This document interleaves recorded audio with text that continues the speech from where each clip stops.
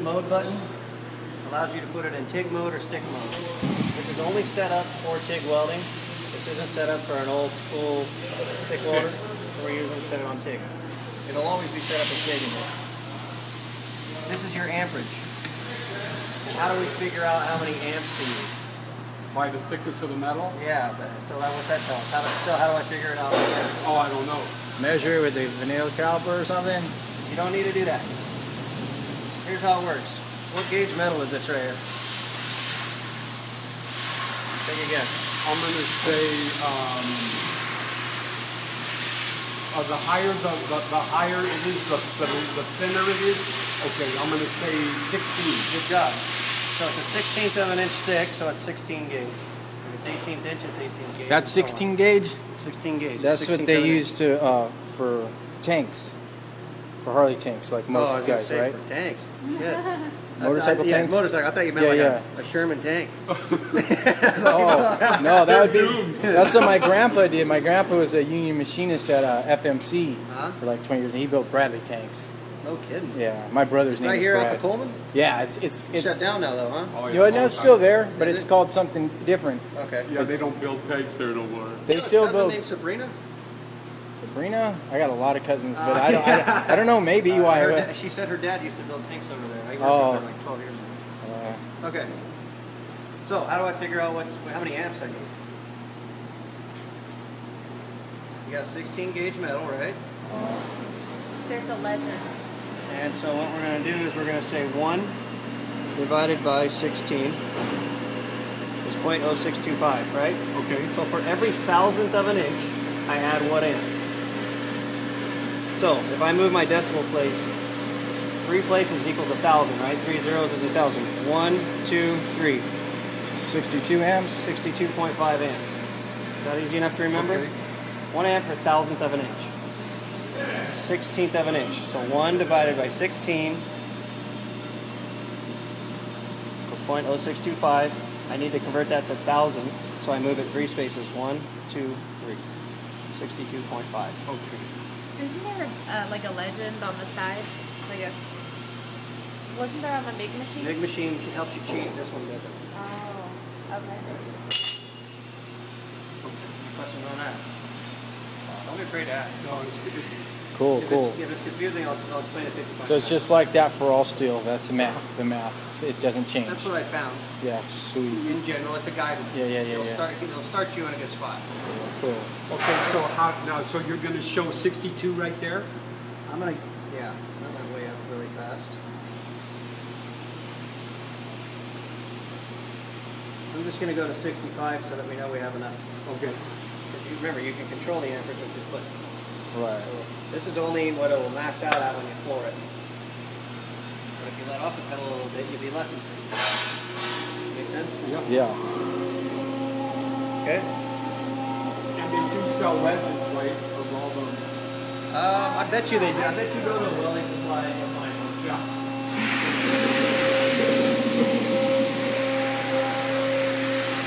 What were you saying? No. Go ahead, huh?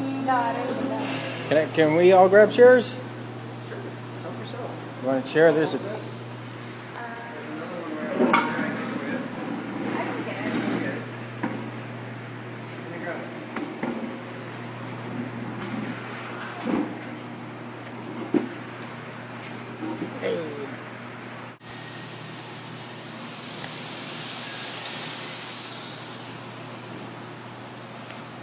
What you're looking at here is this is a piece of steel.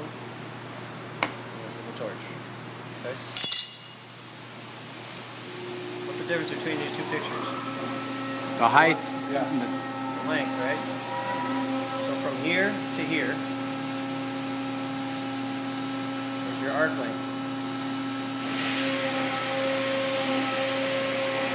Electricity travels through here, through the table, through the piece of metal, into your torch, and back to the table.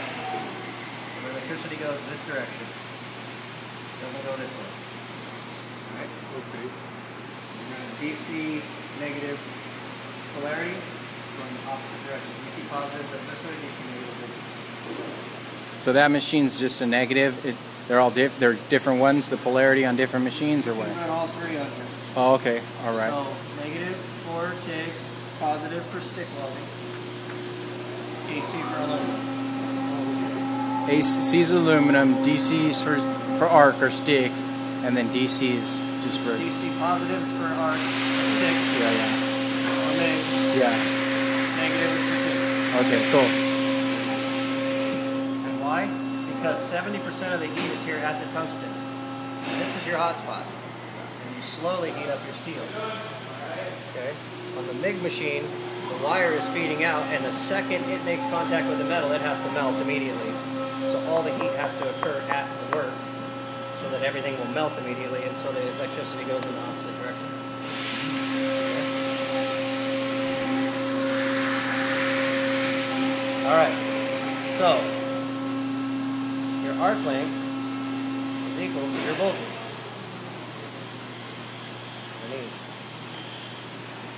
Electricity is going in this direction. Okay? And when it gets to the metal, it cannot wait to jump and make the connection with the tungsten, so it arcs that distance. It arcs across. Okay? And the way the electricity is flowing, it's flowing like this. And all that area right there is going to melt. But over here, I'm not quite as far away. So a smaller puddle. So I got this little tiny puddle over here. I'm carrying a bowling ball and a baseball. What's easier to manipulate? The baseball. Why? Smaller. Smaller. Lighter. And it's lighter and it's easier to move around. Yeah. And the material too. Exactly, right? So what's easier to work with here? The small one. The small one. So you see how your arc length has to do with the size of the puddle? I see.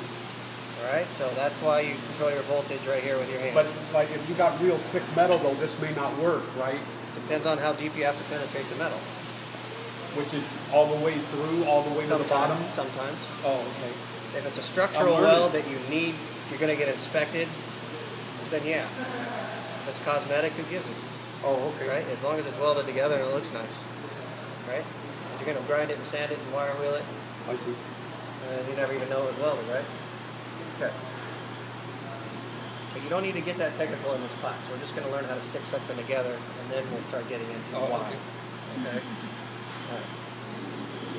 Any questions on this? Okay, so a weld could look great, but really be bad. Yes. And vice versa.